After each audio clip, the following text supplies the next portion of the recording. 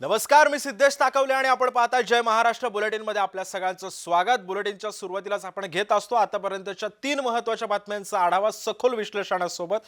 मात्र एक मोठी बातमी आहे, ती बातमी आपण पाहणार आहोत कारण आंदोलनाआधीच आज आपल्याला सर्वांनाच माहिती आहे की मवियाचं आज आंदोलन आहे आणि आंदोलनाआधीच मवियामध्ये सध्या रडारड सुरू झाली आहे। काँग्रेस प्रदेशाध्यक्षांना राज ठाकरेंची सावली सुद्धा नकोशी झाली आहे। निवडणूक आयोगाच्या शिष्टमंडळापासून हर्षवर्धन सपकाळ आता दूर झालेले आहेत, त्यामुळे मवियाचा आज मोर्चा आहे आणि याच पार्श्वभूमीवरती सध्या मवियामध्ये आता रडारडीला सुरुवात झाली आहे। काँग्रेसला आता राज ठाकरेंची सावली सुद्धा नको आहे, त्यामुळे आता हर्षवर्धन सकपाळ हे आता या शिष्टमंडळापासून दूर झालेले आहेत। 2 शिष्टमंडळ आता निवडणूक आयोगाकडे जाणार असल्याची सुद्धा माहिती मिळते।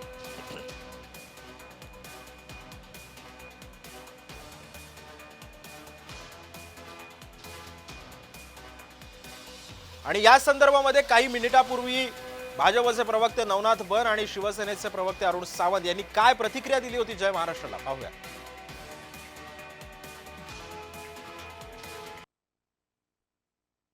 महाविकास आघाडीच्या विरोधात महायुतीनं भरभरून यश मिळवलं, त्यानंतर यांना मतचोरीबद्दल शंका येते, निवडणूक आयोगावर शंका येते, मतदार याद्यांवर शंका येते। त्यामुळे यांचा दुटप्पीपणा आहे। जे संविधानानं सरकार आलेलं आहे, जनतेनं निवडून दिलेला आहे, हा खऱ्या अर्थानं जनतेचा अपमान करण्याचं काम महाविकास आघाडीच्या नेत्यांकडनं सुरू आहे। हर्षवर्धन सपकाळ यांनी या मोर्चाकडे पाठ फिरवली, या शिष्टमंडळाकडनं पाठ फिरवली, त्याबद्दल मी त्यांचं अभिनंदन करतो।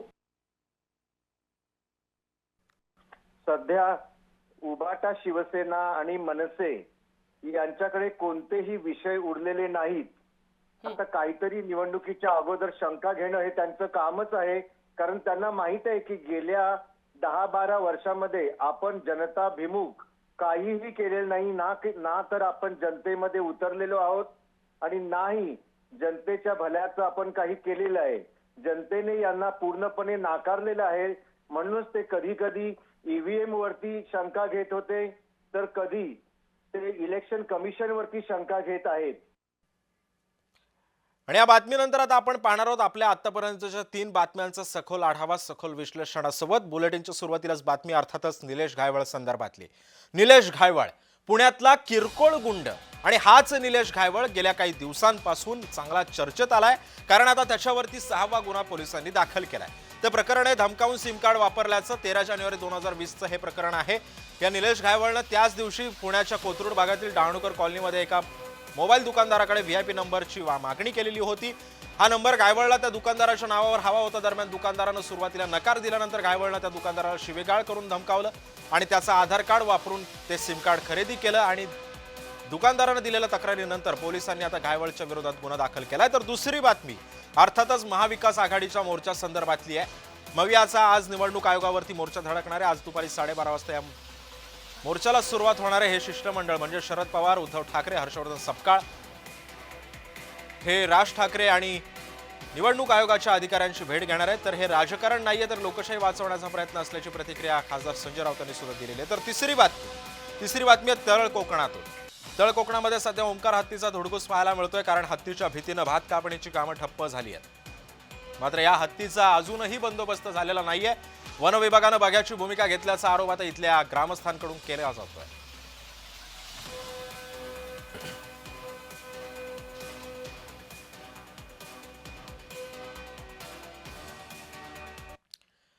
दरम्यान आता एक बुलेटिनच्या सुरुवातीलाच पहिली बातमी अर्थातच मविया संदर्भातली। मविया आज निवडणूक आयोगावरती धडकणार आहे। आज दुपारी 12:30 वाजता शिष्टमंडळ म्हणजे शरद पवार, उद्धव ठाकरे, हर्षवर्धन सकपाळ आणि राज ठाकरे हे निवडणूक अधिकाऱ्यांची भेट घेणार आहेत। तर हे राजकारण नाहीये, तर लोकशाही वाचवण्याचा प्रयत्न असल्याची प्रतिक्रिया मवियाच्या नेत्यांनी दिलेली आहे। आणि या संदर्भामध्ये बोलण्यासाठी आपल्यासोबत असणार आहेत भाजपचे प्रवक्ते राम कुलकर्णी आणि राष्ट्रवादी शरदचंद्र पवार पक्षाचे प्रवक्ते अमोल मातेले। मी सर्वप्रथम अमोलजी तुमच्याकडे येतोय।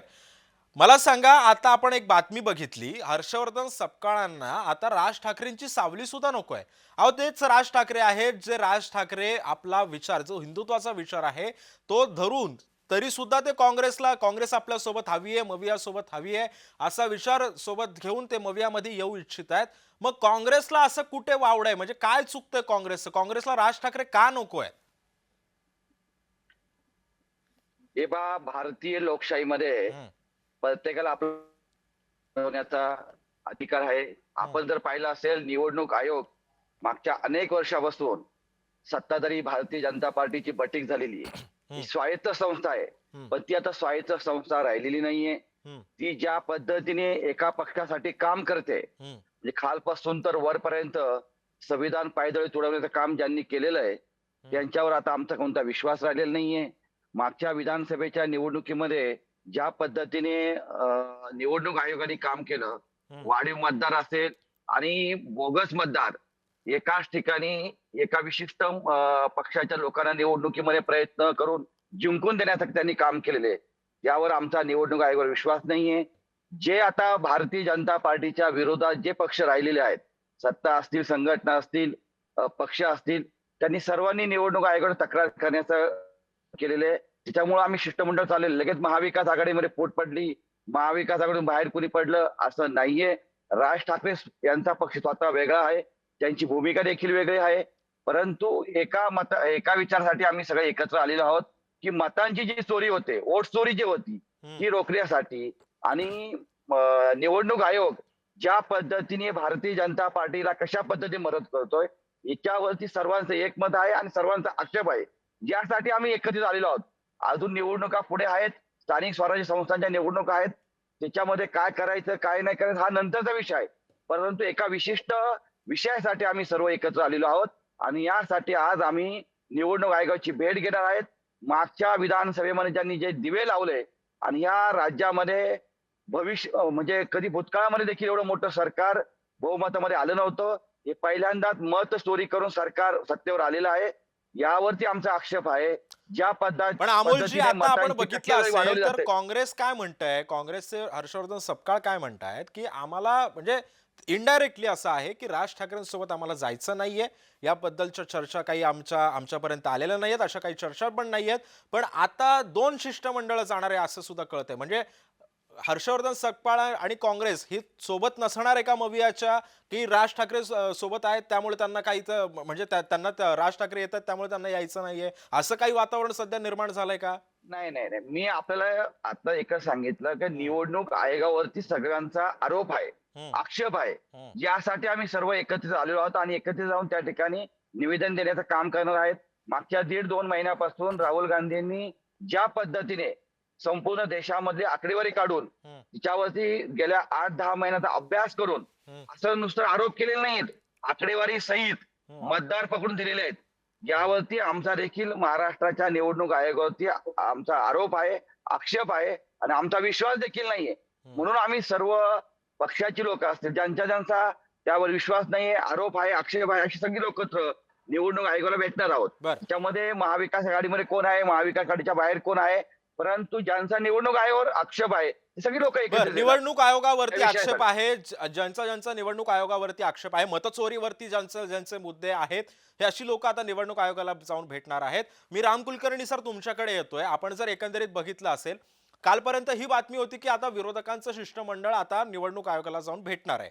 मात्र आता काही वेळापूर्वी बातमी अशी येते की काँग्रेसनं आता वेगळीच भूमिका घेतलेली आहे. त्यांना राज ठाकरे नकोसे आहेत आणि राज ठाकरे जोपर्यंत त्यांच्यासोबत येणार नाही तोपर्यंत आम्ही काय सोबत येणार नाहीत, ते त्यांचं दुसरं शिष्टमंडळ जाऊन भेट घेणार आहे. या सगळ्या राजकीय घडामोडीकडे आपण कसं पाहताय? मुळात एक लक्षात घेतलं पाहिजे की राजसाहेब ठाकरे आणि काँग्रेस एका मॅनामध्ये 2 विचारधारेच्या तलवारी कधीच बसू शकत नाही. मी हर्षवर्धन सपकाळांचं अभिनंदन यासाठी करेल की अशी कठोर भूमिका घेणारा काँग्रेस पक्षाचा पहिलाच प्रदेशाध्यक्ष की आम्हाला राज ठाकरेंच्या सोबत जायचंच नाही. म्हणजे 15 दिवसापूर्वी त्यांनी असंही म्हटलं होतं की 4थ्या भिडूची आम्हाला गरज नाहीये. मूळ प्रश्न असा आहे की जे आता प्रवक्ते बोलत होते आमचे बंधू, त्यांना मला हे सांगायचंय की तुमचा अशा स्वायत्त संस्थेवर मुळात विश्वासच नाही तर आम्ही 50 वर्ष विश्वास कसा ठेवला असेल. एक लक्षात घेतलं पाहिजे की लोकशाहीमध्ये जनतेचा विश्वास महत्वाचा आहे. आता लोकसभेमध्ये तुम्हाला निवडून दिलं, या महाराष्ट्रामध्ये आम्ही जनतेचा कौल मान्य केला. विधानसभेला आमच्यावर विश्वास जनतेने टाकला, तुम्हाला तो मान्यच नाही. तुम्ही ईव्हीएम वर खापर फोडायला लागला. तुम्ही कधी मताची चोरी, तुम्ही मुळात महाविकास आघाडीच्या सर्व नेत्यांची पदाधिकाऱ्यांच्या मती चोरीला गेलेली मती, आणि म्हणून केवळ त्यांच्या ह्याचीच नाही तर राहुल गांधी सह मुळात त्यांनी या भूमिकेवर लक्ष घातलं. हा रडीचा डाव आहे माझ्या माहितीप्रमाणे. मला असं वाटतं की कर्नाटकामध्ये तुमचं सरकार आलं, मग तिथं तुम्हाला ईव्हीएम मशीनवर, तिथं निवडणूक आयोगावर भरवसा आहे. आता सुद्धा विधानसभेच्या निवडणुकीमध्ये, लोकसभेच्या निवडणुकीमध्ये तुमचे पण काही खासदार निवडून आले, विधानसभेमध्ये काही आमदार आले. समजा लातूर जिल्ह्यात अमित देशमुख काँग्रेसचे आमदार झाले, बीड मध्ये बजरंग सोनवणे राष्ट्रवादी शरद पवार गटाचे लोक. मग आम्ही असं म्हणायचं का की नाही नाही नाही, बजरंग सोनवणे मताची चोरी करून आले, अमित देशमुख मताची चोरी करून आले?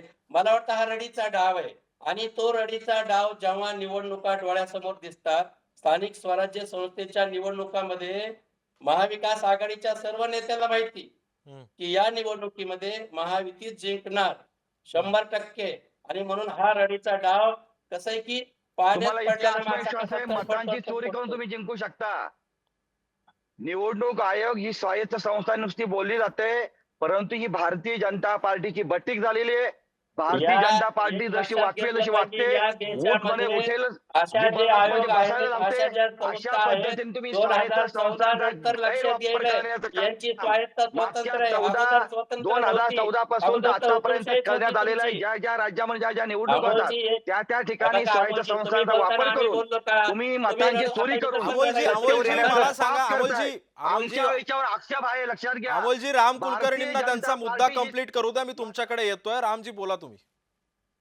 मला मला हे म्हणायचंय अमोलजी, हम्म. जर मताची चोरी झाली तर द्यायला सांगा बजरंग सोनवणेंना राजीनामा, द्यायला सांगा अमित देशमुखला राजीनामा. अहो हे तर लहान लेकरू सुद्धा म्हणेन ना.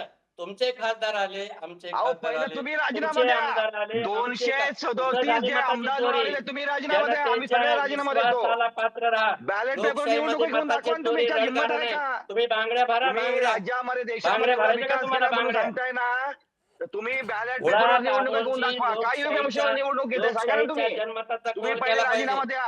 विधानसभेच्या लोकशाही मान्य केली निवडणुकीमध्ये पाहिजे. तुम्ही रडू नका मतांची आता. चोरी करून तुम्हाला सत्तेवर रडायला आलेला यायला लागलंय. हे चोर तुम्ही रडत आहे, बसू चोरी नका. करणारे सरकार आहे, लक्षात ठेवा.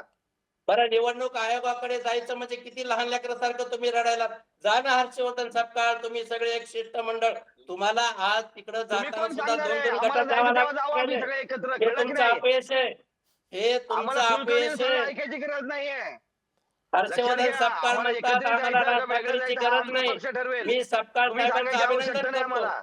या अशी भूमिका घ्या हो, अशी भूमिका घ्या. अमोलजी हे अमोलजी महत्त्वाची भूमिका आहे. राम सर मला साहेब, राम सर साहेब, तुमचा मुद्दा मला कळालेला आहे. मी आता याच मुद्द्याला धरून मी अमोलजींकडे जातोय.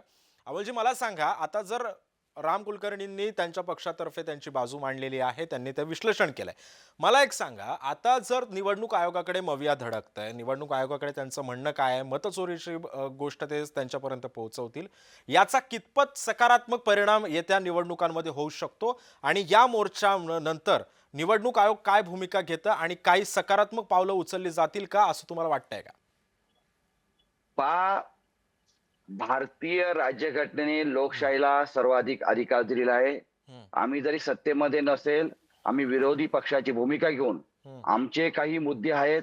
मागच्या निवडणुकामध्ये ज्या पद्धतीने निवडणूक आयोगाने त्याचा दुरुपयोग केलेला आहे, सत्ताधारी पक्षाने त्याचा दुरुपयोग केलेला आहे, त्या सगळ्या गोष्टी त्यांच्या आम्ही निदर्शन आणून देणार. त्यामध्ये बदल करायला लावणार. त्यांनी जर ऐकलं लोकशाही मार्गाने तर आम्ही ते मान्य करू, नाही तर त्याच्या विरोधात आम्हाला मोठं आंदोलन छेडावं लागेल. परंतु ज्या पद्धतीने भारतीय जनता पार्टीने मत चोरी करून सत्तेवर येण्याचं काम केलेलं आहे आणि या स्वायत्त संस्था म्हटल्या जातात, पण या स्वायत्त संस्था नुसत्या नावाला म्हटल्या जातात. जेव्हा जेव्हा निवडणुकीसाठी जिथे जिथं वापर करायचा आहे तिथं स्वायत्त संस्थांचा वापर करून विरोधकांना नामोहरण करण्याचं काम केलं जात आहे. परंतु याला आम्ही भीक घालणार नाही, आम्ही याला घाबरणार नाही, आम्ही यांना बळी पडणार नाही. लोकसभेच्या निवडणुकीमध्ये ह्या राज्यामध्ये जवळजवळ 33 जागा लोकसभेच्या निवडून आल्या. त्यामध्ये जर आपण पाहिलं असेल, विधानसभेच्या जागांमध्ये 170 जागांवरती महाविकास आघाडी पुढे खरंय. असताना त्यामुळे आता या सगळ्या पार्श्वभूमीवरती तीन- अमोलजी नेमकं आता हे काय होतं या प्रकरणामध्ये, आता निवडणूक आयोग काय भूमिका घेतं आणि आगामी महानगरपालिकांच्या निवडणुकांमध्ये आता नेमकं काय घडतं हे सुद्धा पाहणं महत्वाचं असणार आहे. मात्र एक मोठी बातमी आता येते ती म्हणजे निलेश घायवळ संदर्भातली. निलेश घायवळ आता पुण्यातला किरकोळ गुंड आहे आणि हाच निलेश घायवळ गेल्या काही दिवसांपासून चांगलाच चर्चेत आला, कारण त्याच्यावरती आता 6वा गुन्हा सुद्धा परत दाखल केलाय पोलिसांनी. आता एक एक करत दिवसागणिक आता त्याच्यावरती गुन्हे दाखल होत आहेत. मात्र आता हा 6वा गुन्हा जो आहे तो त्यानं धमकावून सिम कार्ड वापरल्याचा आहे. 13 जानेवारी 2020 मधली ही घटना आहे. निलेश घायवळनं पुण्यातल्या कोथरूड भागातील डहाणूकर कॉलनीमधील एका मोबाईल दुकानदाराकडे VIP मोबाईल नंबरची मागणी केलेली होती आणि नंतर त्याच्यावरूनच वाद झाला. त्यानं ते धमकावून ते सिम कार्ड त्याच्याकडे घेतलं आणि त्याच्यानंतर त्यानं अनेक जे काही त्याचे काळे धंदे होते ते करायला सुरुवात केली. या संदर्भामध्ये बोलण्यासाठी आपल्यासोबत असणारे सामाजिक कार्यकर्ते विजय कुंभार सर आणि आमचा प्रतिनिधी रोहन कदम. मी सर्वप्रथम रोहन तुझ्याकडे येतोय. नेमकं हे प्रकरण काय होतं हे जरा आम्हाला थोडक्यात सांगशील आणि मी नंतर लगेच विजय कुंभार सरांकडे जाईल.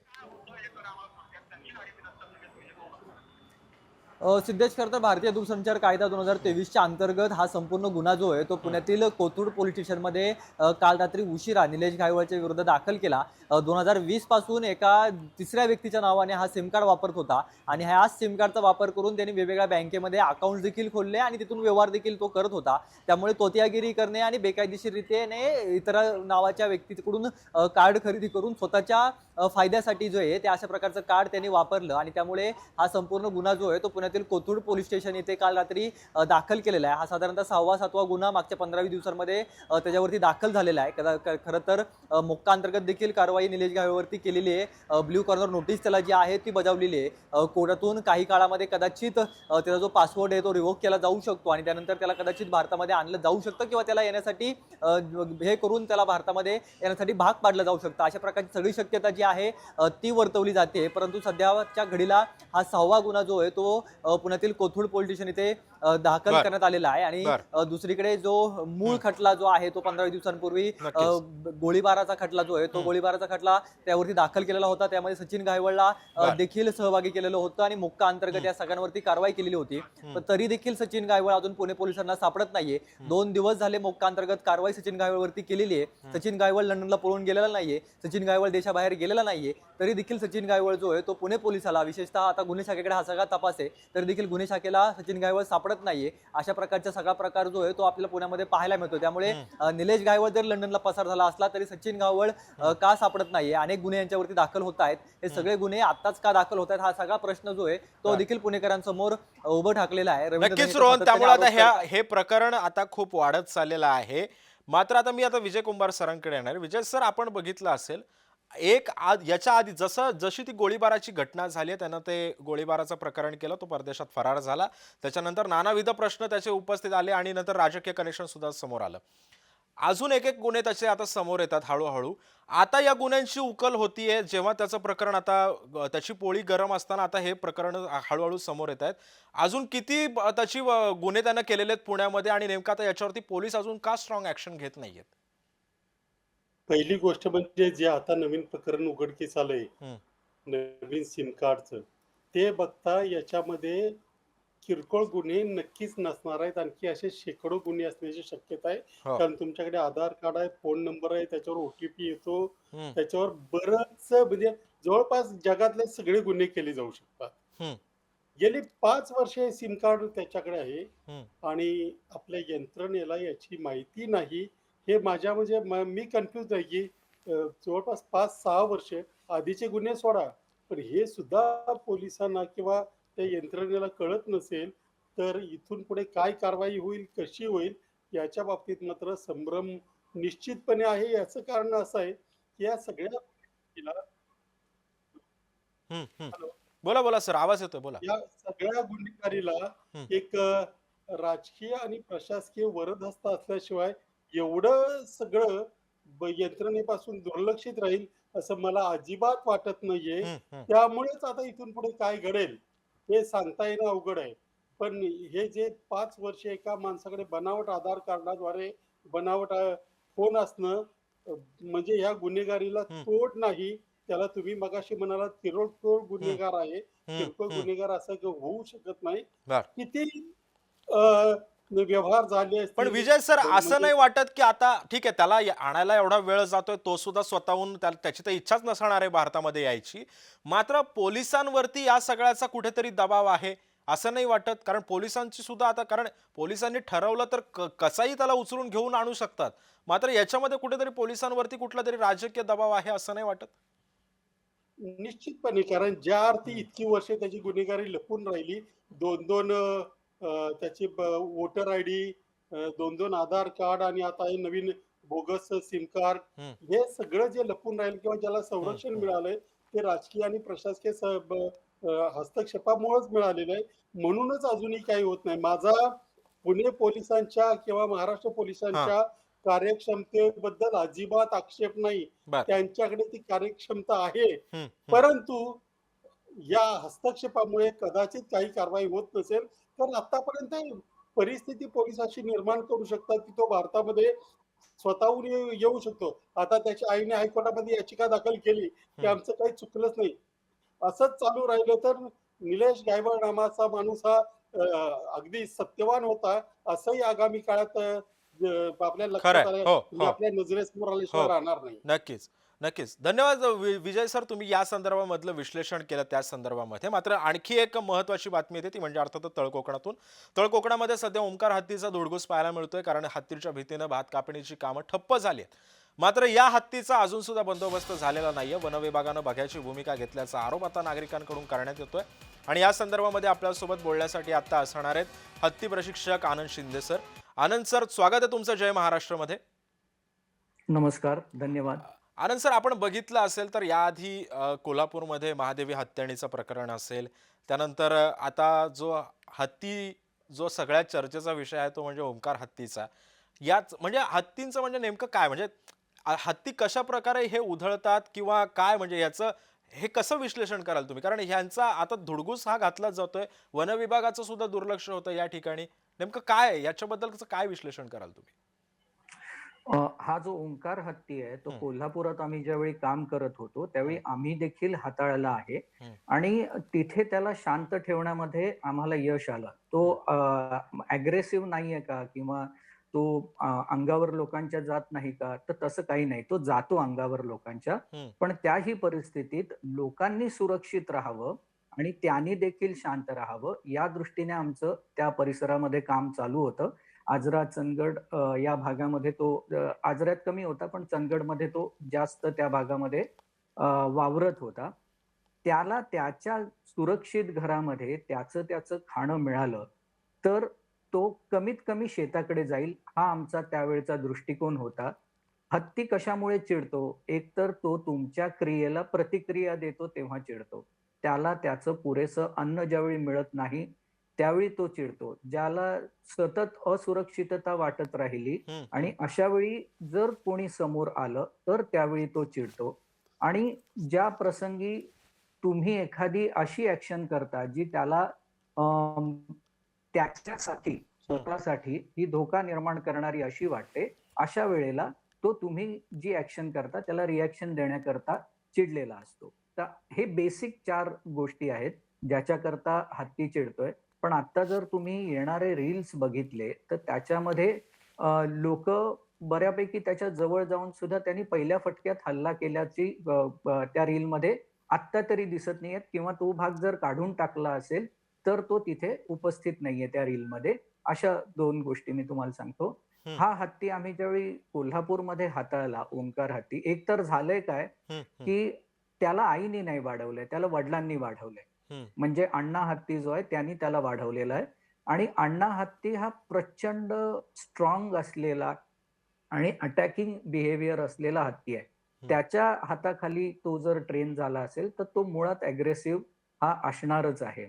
म्हणजे आपण जिथे फिमेल्स या कळपातल्या कमी झाल्या आणि त्यामुळे मेल एलिफंटना त्या ओंकार हत्तीला सांभाळावं लागलं आणि त्याला वाढवावं लागलं. तर थोडक्यात अगदी साध्या भाषेत सांगायचं झालं तर तो जो टग्या झालेला आहे तो त्याच्या जडणघडणीत, बरं 12 वर्षापर्यंत हे हत्ती कळपात राहतात, हं. तर 12 वर्षाच्या आधीच तो वेगळा झालेला आपल्याला लक्षात येतोय.